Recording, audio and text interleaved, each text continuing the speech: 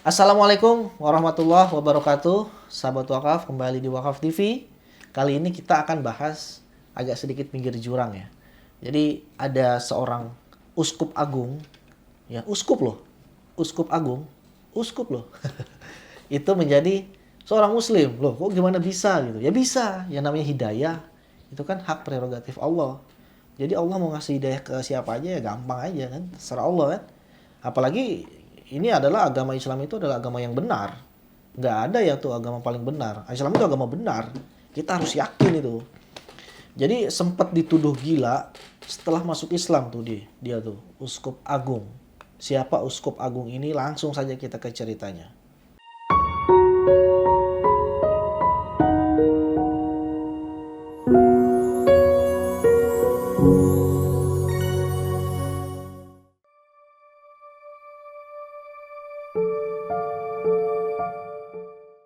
Assalamualaikum warahmatullahi wabarakatuh. Kami mematikan fitur monetisasi dengan tujuan agar Anda bisa menikmati konten-konten kisah mu'alaf kami dengan nyaman tanpa terganggu iklan. Namun, kami ingin terus menghadirkan tayangan dakwah dan kisah inspiratif untuk Anda semuanya. Maka dari itu, untuk membantu channel ini dengan berdonasi ke rekening berikut ini, serta tambahkan angka unik 001 saat transfer. Contoh 500.000 Terima kasih atas dukungan Anda semuanya. Wassalamualaikum warahmatullahi wabarakatuh.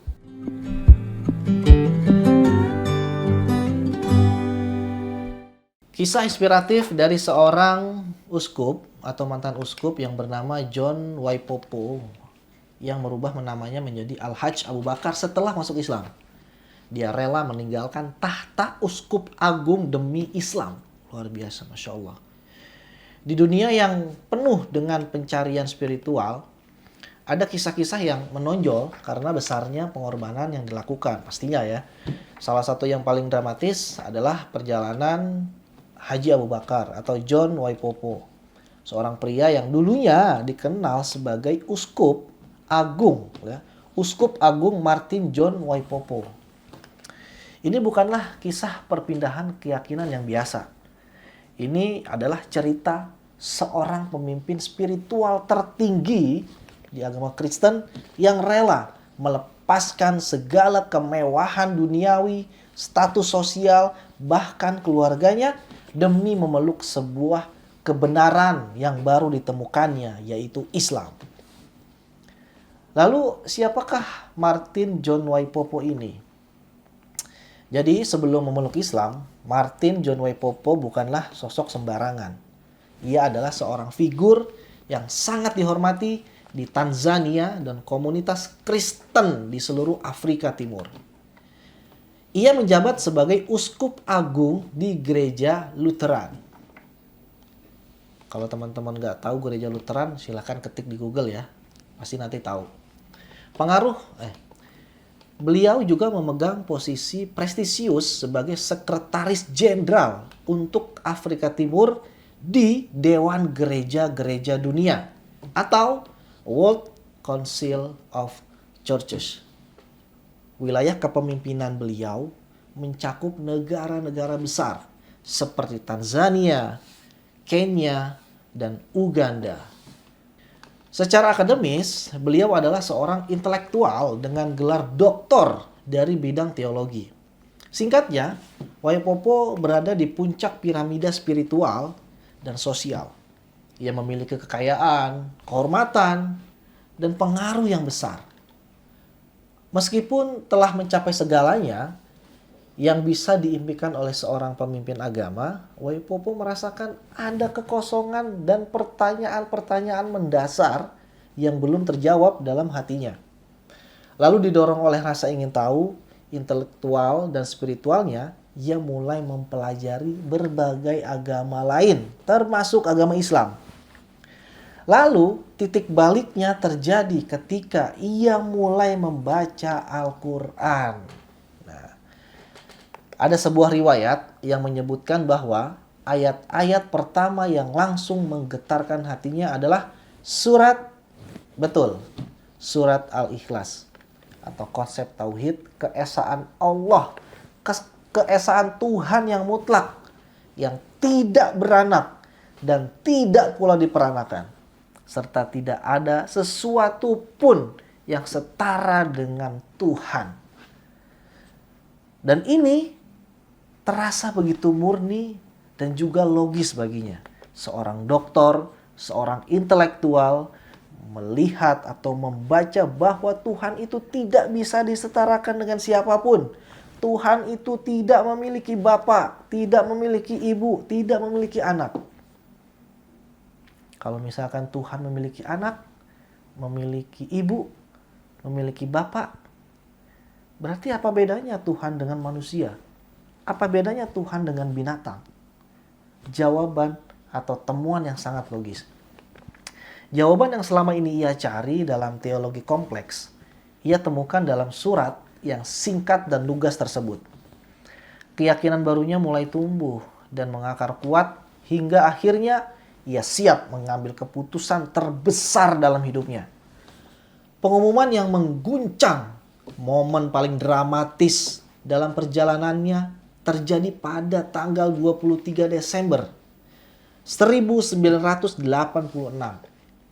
Hanya 2 hari sebelum perayaan Kristen terbesar di dunia, hari suci yang ditunggu-tunggu jemaatnya, seorang uskup agung, Martin John Waipopo, berdiri di mimbar gerejanya. Namun yang keluar dari bibirnya bukanlah khotbah tentang kekristenan, bukanlah khotbah tentang Natal, bukanlah khotbah tentang kelahiran Tuhan. Di hadapan seluruh jemaat yang terkejut, ia langsung mengumumkan keputusannya untuk meninggalkan jabatannya, untuk meninggalkan keuskupannya, untuk meninggalkan kemewahannya, dan memeluk agama Islam. Reaksi yang sungguh luar biasa. Jemaat mengira uskup agung mereka telah kehilangan akal atau gila. Dalam kepanikan, pengurus gereja segera mengunci seluruh pintu dan jendela, bahkan memanggil polisi untuk menahan Waipopo. Mau ngapain ngambil polisi? Itu kan hak setiap manusia. Memilih keyakinan apa yang dia yakini. Memilih agama apa yang ia yakini. Kenapa harus panggil polisi? Keputusan itu membawanya pada konsekuensi yang sangat berat. Dunia yang selama ini ia bangun dengan susah payah dan lama runtuh hanya dalam hitungan detik. Kehilangan harta, kehilangan tahta. Gereja menyita seluruh asetnya termasuk rumah, mobil, dan segala fasilitas kemewahan yang ia miliki. Lalu ia kehilangan jabatan, gaji, dan statusnya sebagai uskup agung terhormat. Istrinya tidak dapat menerima keputusan tersebut dan memilih untuk meninggalkannya sambil membawa serta anak-anak mereka. Dari seorang uskup agung yang hidupnya nyaman, Martin John Waipopo menjadi seorang tunawisma yang tidak memiliki apa-apa. Untuk bertahan hidup, ia terpaksa beralih profesi menjadi penebang kayu dan petani. Meski kehilangan segalanya secara duniawi, Waipopo menemukan kedamaian dalam keyakinan barunya. Lalu ia mengganti namanya menjadi Abu Bakar John Waipopo. Dalam perjalanannya memulai hidup baru dari nol, takdir mempertemukannya dengan seorang wanita yang memiliki kisah serupa. Suster Gertrude Kipwea, seorang mantan biarawati Katolik yang juga memeluk Islam dan berganti nama menjadi Zainab. Merasa senasib dan seperjuangan, keduanya menikah dan mendedikasikan sisa hidup mereka untuk berdakwah, menyebarkan ajaran Islam, dan berbagi kisah inspiratif mereka kepada dunia. Kisah Al-Hajj Abu Bakar John Waipopo adalah bukti nyata tentang kekuatan hidayah dan besarnya pengorbanan yang rela dilakukan seseorang demi memegang teguh apa yang ia yakini sebagai kebenaran. Sahabat wakaf sekalian, saya agak sedikit menggebu-gebu karena Ini bukti nyata bahwa Islam itu adalah agama yang benar. Seorang uskup agung loh, doktor teologi, yang udah ngelotok ilmu tentang kekristenannya, langsung hancur iman Kristennya setelah ia membaca surat Al-Ikhlas yang hanya beberapa ayat saja. Masya Allah. Kita mau tunggu apa lagi untuk yakin seyakin-yakinnya 100% bahwa Islam adalah agama yang benar. Jangan lupa like, subscribe, dan komen. Terima kasih. Assalamualaikum warahmatullahi wabarakatuh.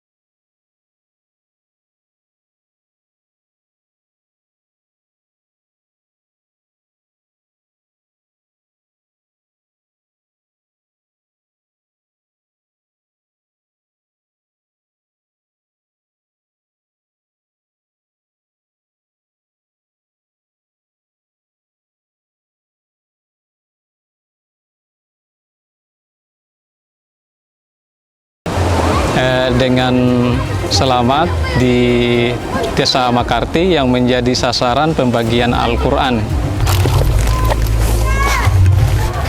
Assalamualaikum warahmatullahi wabarakatuh. Alhamdulillah pagi hari ini kami sudah sampai di Desa Makarti, Kecamatan Kau Barat.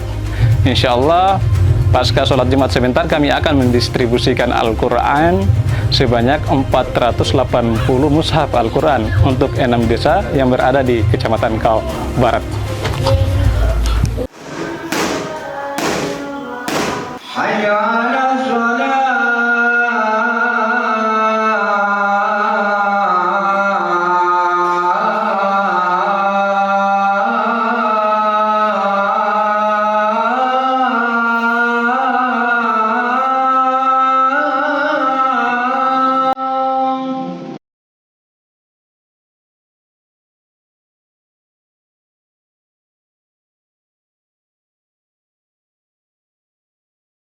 Di Kecamatan Kau Barat ini ada 21 desa, yang desa muslimnya ada 6 desa. Nah, jadi dari 6 desa saya distribusi untuk Quran ini. Saya berterima kasih karena kalau kita belanja sendiri ke arah ke Tobelo sekitar kurang lebih 62 kilo dari Kau Barat ke Tobelo ke kota. Dengan perjalanan yang kurang bagus, alhamdulillah pada hari ini saya menerima bantuan dari BWA. Quran sudah diterima oleh masyarakat kita, oleh TPQ, oleh Majelis Taklim, sudah diterima semua. Mudah-mudahan bermanfaat untuk kita semua.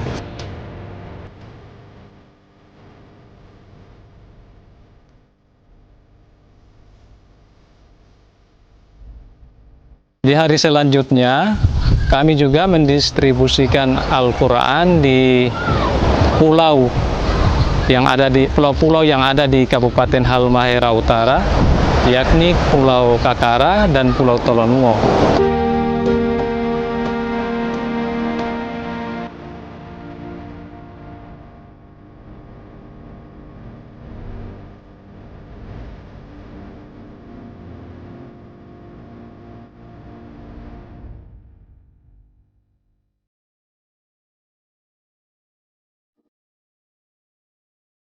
Alhamdulillah hari ini kami bersama Badan Wakaf Al-Quran Pusat menyalurkan wakaf Al-Quran di 2 pulau. Yang pertama kami menyalurkan Al-Quran sebanyak 60 Al-Quran di Pulau Kakara yang jumlahnya hanya 16 kakak muslim minoritas sebanyak 60 Al-Quran, dan kami bergeser di Pulau Tolonuo membawa 200 wakaf Al-Quran dari BWA. Kami salurkan kepada 3 masjid dan 2 pendidikan taman Al-Quran TPQ dan 1 majelis taklim.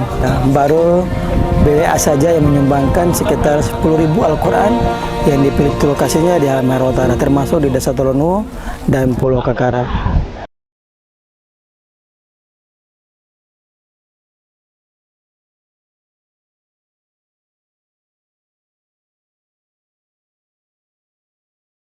Sahabat wakaf di Kabupaten Halmahera Utara ini masih banyak yang membutuhkan Al-Quran.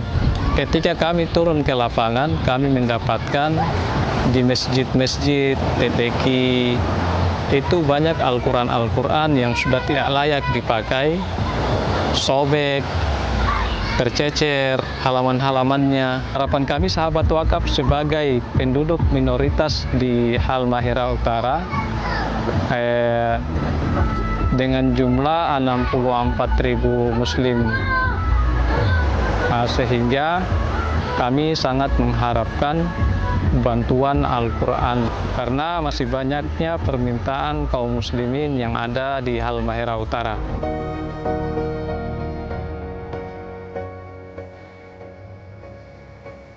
Ini pembagian atau distribusi Al-Quran dari BWA ke Halmahera Utara ini sangat kita butuhkan, karena memang dari segi jumlah Al-Quran yang ada di masjid, di musalla, terutama sekali di tempat-tempat pengajian Al-Quran masih sangat terbatas. Dengan ini menyampaikan ucapan terima kasih kepada Badan Wakaf Al-Quran Pusat yang telah sudi menjadikan Halmahera Utara sebagai salah satu sasaran untuk bantuan kitab suci Al-Quran yang berjumlah tidak main-main, ada 10.000 mushaf Al-Quran yang dibagikan untuk masyarakat muslim yang ada di Halmahera Utara.